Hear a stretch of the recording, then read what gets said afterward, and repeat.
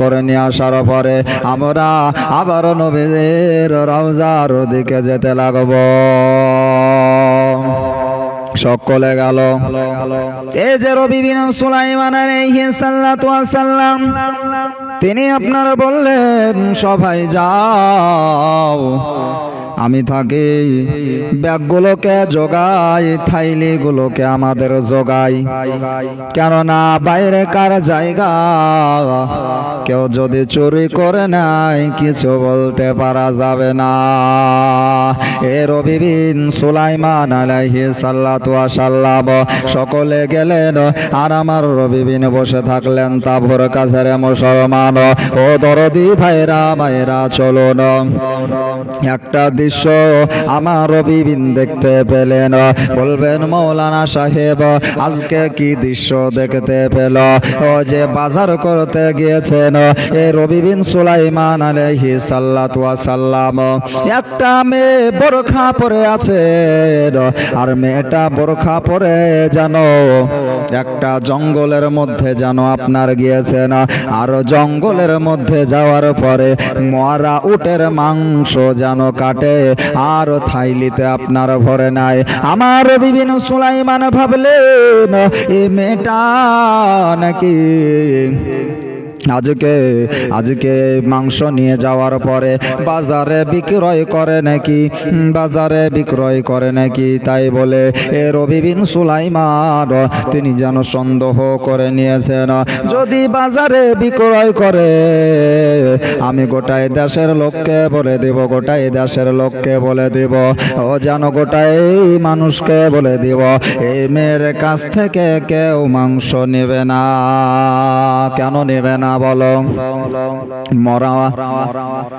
মরা জিনিসের মাংস খাওয়া, বিনা জবহ করা মাংস খাওয়া আজকে আমাদের মরা উটের, মরা মোষের, মরা গরুর মাংস খাওয়া হারাম রয়েছে। হারাম কাজ করতে দেওয়া যাবে না। গোটায় বাজারের লোককে বলে দেব এ মেয়েটার কাছ থেকে যেন মাংস না নেয়। ও দরদি মুসলমান, এই বলে সকলে যেন আপনার বাজার থেকে ফিরে আসতে না গেলো। আমার নবী বীর সুলাইমান আলাইহিস সালাতু ওয়াস সালাম কি করলেন?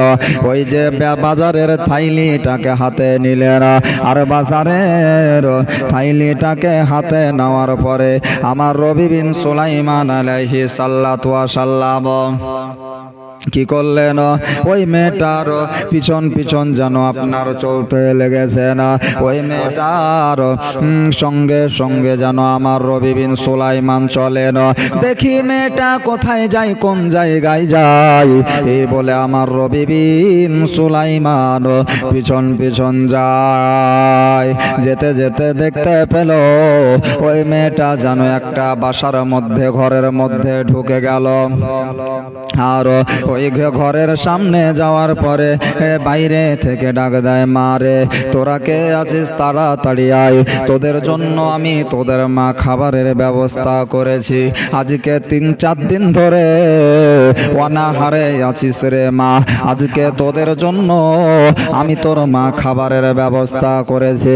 3 দিন পরে যদি শুকনা রুটিও দেয় তো খুব ভালো লাগবে, কেননা 3-4 দিন ধরে অনাহারে আছে। ওই মেয়েগুলো 3টা মেয়ে যেন আপনার বেরিয়ে এসেছে না। আসার পরে যেন মেয়েটার কাছে বলে, মা জননী আজকে তুমি কি খাবার নিয়ে এসেছো? বলে, মা রে তোদের জন্য উটের মাংস নিয়ে এসেছি মা। ও মা জননী এটাকে পাকাই করো, এটাকে রান্না করো, এটাকে রান্না করার পরে আজকে আমাদের খাবার বানিয়ে খেয়ে নাও। এ নবী বিন সুলাইমান সুলাইমান এ দৃশ্য দেখলেন রহে রহে, বললেন মা একটু থেমে যাও থেমে যাও। বলে তোমাদের বাড়ি কোথায়, তোমার বাবার নাম কি বলো বলো। ওই মেয়েটা বলল আজকে আপনি কোথা থেকে এসেছেন বলেন। বলে আমি হজে যাওয়ার উদ্দেশ্যে বের হয়ে এসেছি। বলে মা রে তোমাদের বংশের পরিচয় কি বলো, আজকে তোমার স্বামী কি দুনিয়ার বুকে বেঁচে নাই। বলল না আমার স্বামী দুনিয়ায় বেঁচে নাই, কিন্তু আমরা হলাম নবী ঘরানার মেয়ে, আমাদের জন্য ভিক্ষা করাও মানা। বলে তাই নাকি? বলল হ্যাঁ, তোমরা নবী ঘরানার মেয়ে। বলল হ্যাঁ।